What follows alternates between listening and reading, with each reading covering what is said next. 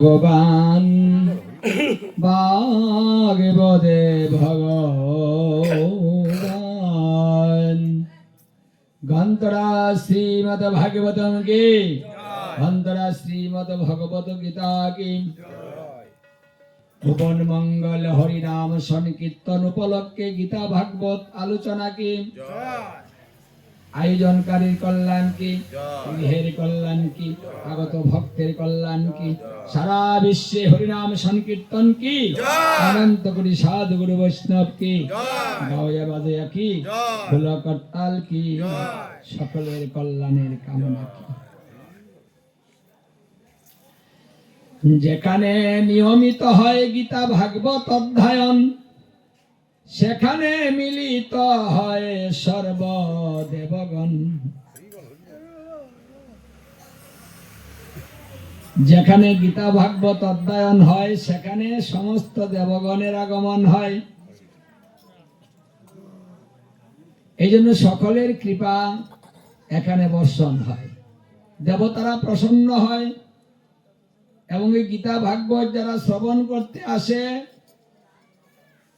সকলকেই কৃপা করেন, কারণ তারা অত্যন্ত ভাগ্যবান ভাগ্যবতী যারা গীতা ভাগবত শ্রবণে আসেন। যারা আসতে পারেন না তারা দুর্ভাগা, কারণ সাধুগুরু বৈষ্ণব দর্শন করলে পাপ দূরীভূত হয়, যেটা ভজনে করা সম্ভব নয়। তাহলে দর্শন এবং শ্রবণ দর্শন এখানে সবকিছুই হয়। বৈষ্ণবের কাছে আসলে অবৈষ্ণবম বৈষ্ণবের কৃপাপ্রাপ্ত হয়ে সেও বৈষ্ণবে পরিণত হয়ে যায়। এই জন্য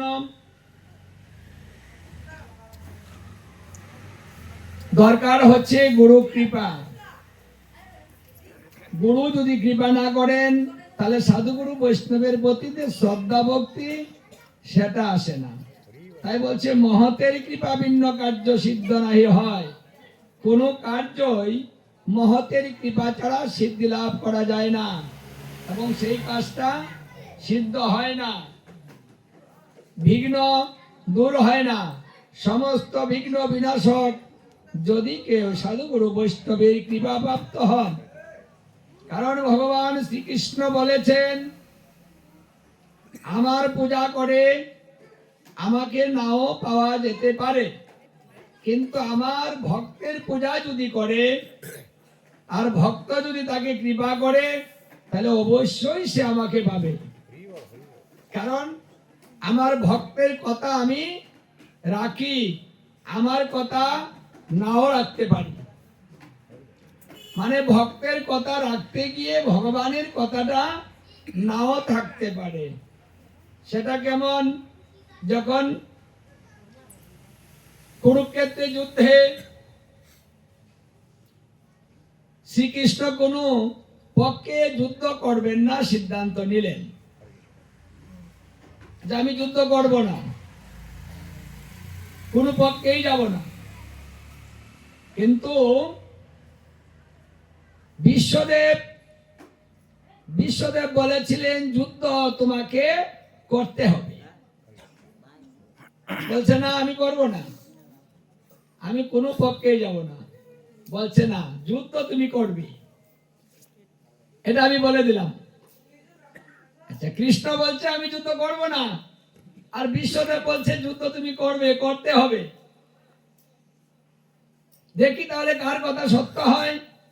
যখন কুরুক্ষেত্র যুদ্ধ শুরু হয়েছে, সেই যুদ্ধে যখন 11 দিন চলছে, সেই দিন বিশ্বদেব অর্জুনকে এমন ভাবে আক্রমণ করছেন যে বিশ্বদেবের আক্রমণের এই তীরের সামনে এই অর্জুন দাঁড়াতেই পারছে না। শ্রীকৃষ্ণ রথের সারথি, অথচ বিশ্বদেবের তীরের আঘাতে শ্রীকৃষ্ণকে নিয়ে রথ 10 হাত পিছনে চলে যায়।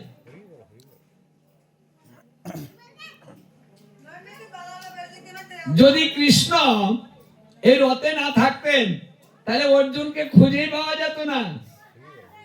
মানে অনাদিরাদি গোবিন্দ সামনে তারপরেও তাকে নিয়ে রথ পিছিয়ে চলে যায়। রথ থেকে অর্জুন পড়ে গেল, অর্জুনের গায়ে তীর বিঁধেছে, রক্তাক্ত দেহ। এমন অবস্থাতে শ্রীকৃষ্ণের আর হুঁশ নেই। মানে উনি দেখছেন যে নিরুপায়, মানে অর্জুনের এখন যে অবস্থা হয়েছে, প্রতিরোধ করতে পারছে না, একটা তীরও ফেরাতে পারছে না। হ্যাঁ, তার অশ্ব, এই অশ্বগুলাও মানে তীরবিদ্ধ হচ্ছে। এখন তার কোনো উপায় নাই। ভক্তকে রক্ষা করার জন্য আমার ভগবান শ্রীকৃষ্ণের সেই পূর্ব কথার কথা ভুলে গেলেন, মনে নেই। কথা বন্ধ করতে হবে।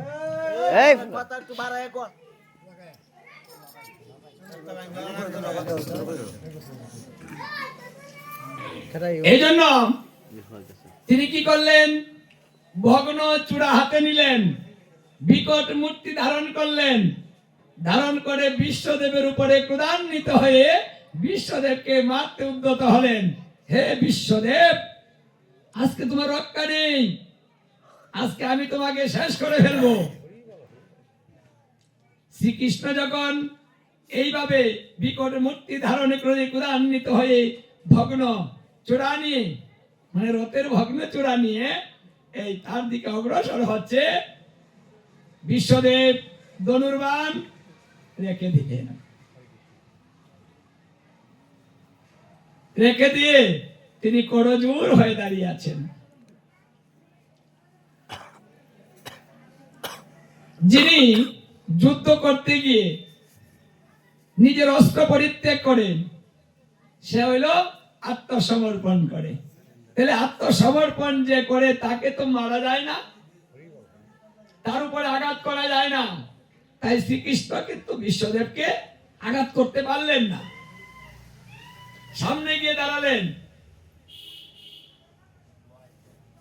করজোড়ে দাঁড়িয়ে বলছে, হে প্রভু, তুমি না বলেছিলে যে এই যুদ্ধে তুমি অস্ত্র ধারণ করবে না, তাহলে আজকে তুমি যে অস্ত্র ধারণ করছো, তোমার প্রতিশ্রুতি তুমি ভুলে গেলে, মনে নেই তোমার সেই কথা? এটা আমি জানতাম যে তুমি ভক্তকে এত ভালোবাসো যে ভক্তের কারণে নিজের সম্মান, নিজের কথা সব কিছু তুমি ভুলে যাও, ওটা রাখতে পারো না তুমি। এই জন্য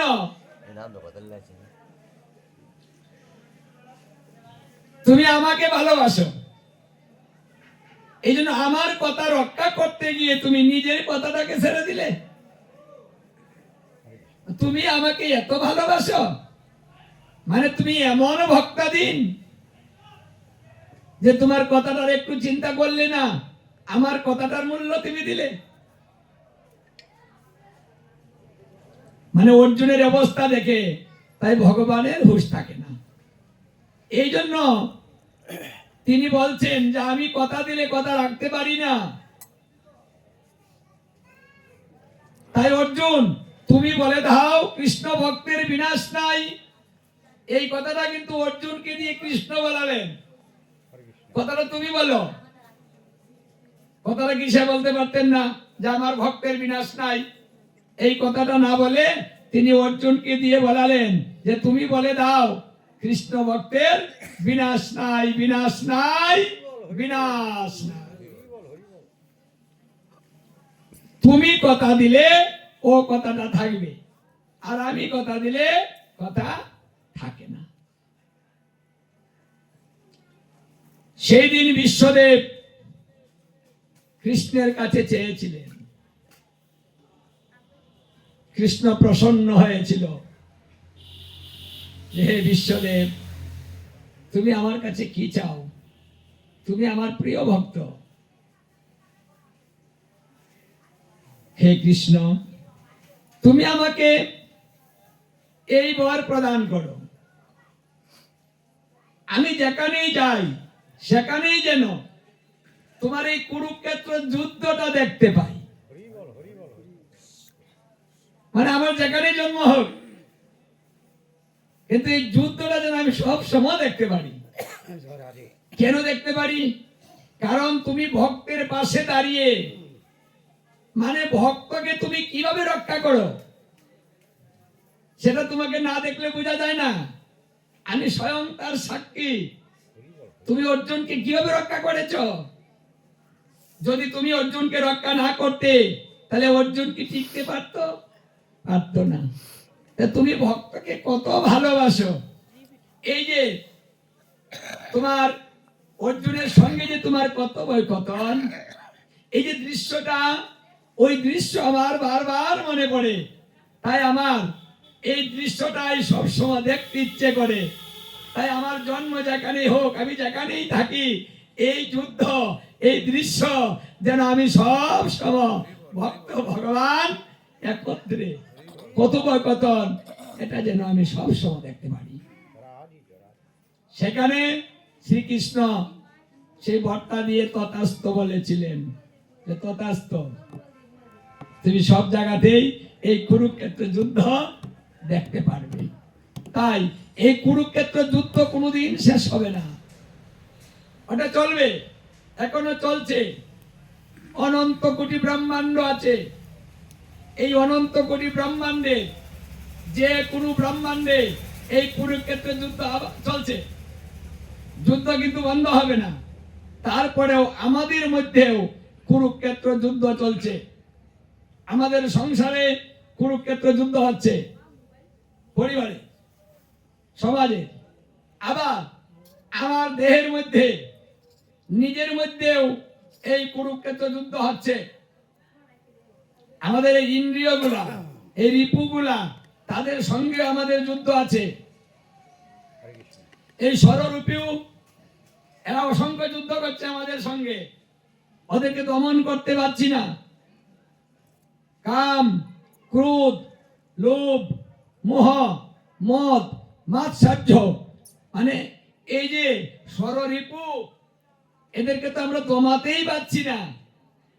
গীতায় বলেছে কাম, ক্রোধ, লোভ, এই তিনটা হলো নরকের রাস্তা। এই তিনটা যার মধ্যে আছে সেই ব্যক্তি নরকেই যাবে। সে যদি সাধুগুরু বৈষ্ণব হয় তবুও নরকগামী হয়, কারণ রাস্তায় ওটা। এই জন্য সাধুগুরু বৈষ্ণবের এমন ক্রোধ হবে না যে ক্রোধে অন্যের কষ্ট হয়।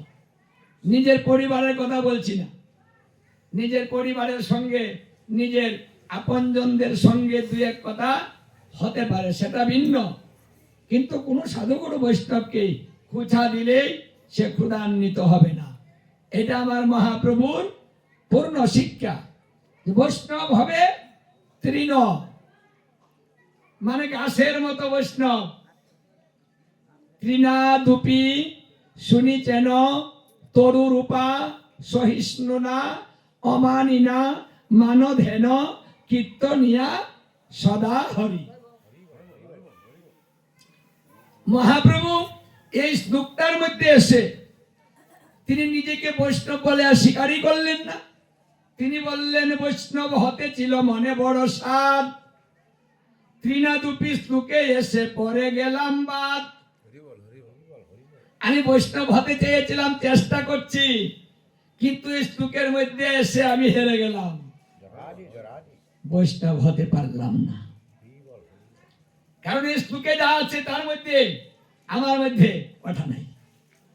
এখানে বলা হয়েছে তৃণাদুপি শুনিছেন, মানে গাছ, এই গাছের চাইতে নিচ হতে হবে বৈষ্ণবকে। এটা গাছের মধ্যে যখন আমরা পাড়া দেই তখন গাছটা কিন্তু নিচু হয়ে যায়, আবার যখন ছেড়ে দেই আবার ধীরে ধীরে উঠে দাঁড়িয়ে পড়ে।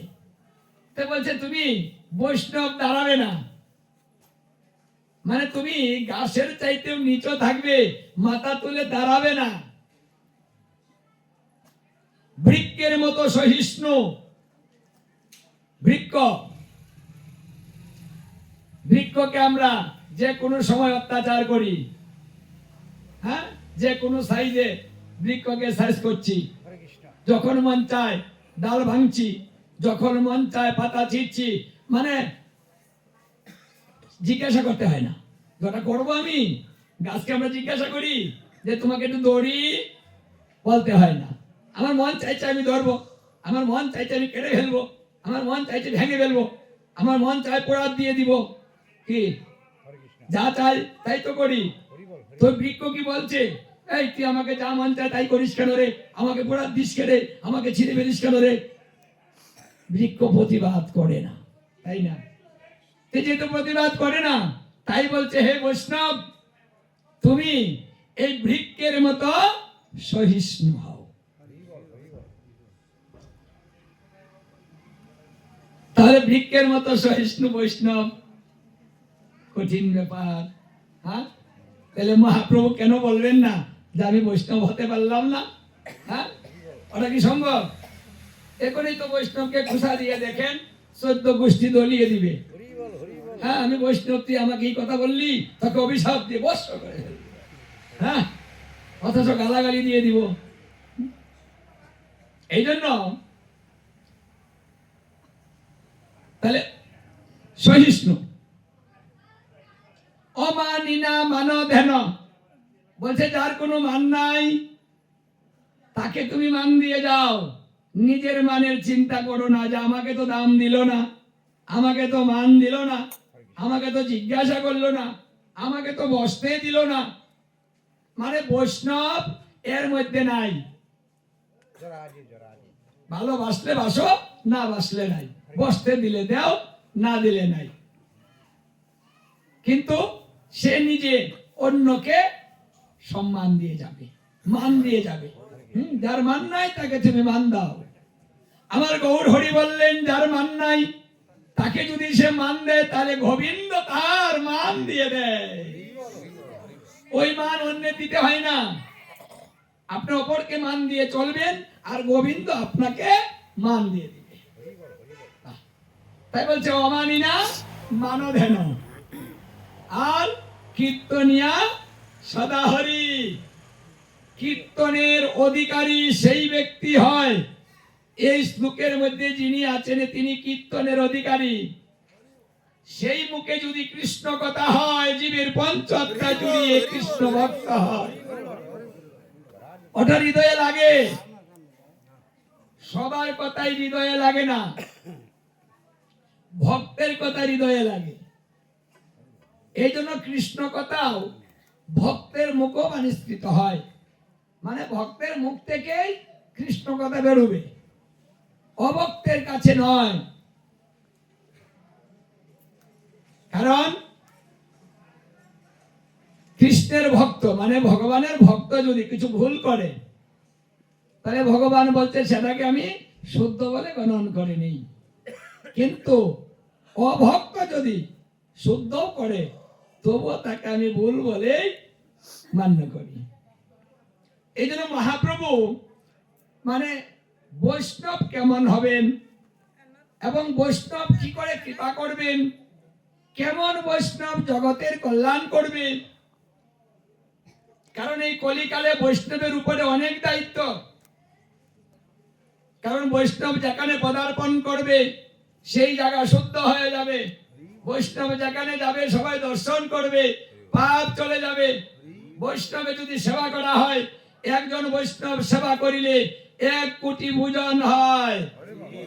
মানে সাধারণ জীব যদি 1 কোটি সেবা করানো হয় তাহলে একজন বৈষ্ণবের সমান হয়। তাহলে বৈষ্ণবের যদি এত মূল্য হবে তাহলে বৈষ্ণব জন কেমন হবে? এই জন্য মহাপ্রভু এই বৈষ্ণব তত্ত্বটা প্রকাশ করতে রইলেন, যে বৈষ্ণব কখনো নিজেকে বৈষ্ণব বলে স্বীকার করে না। বৈষ্ণব বলে আমি কিচ্ছু জানি না, আমি বোকা, আমি মূর্খ,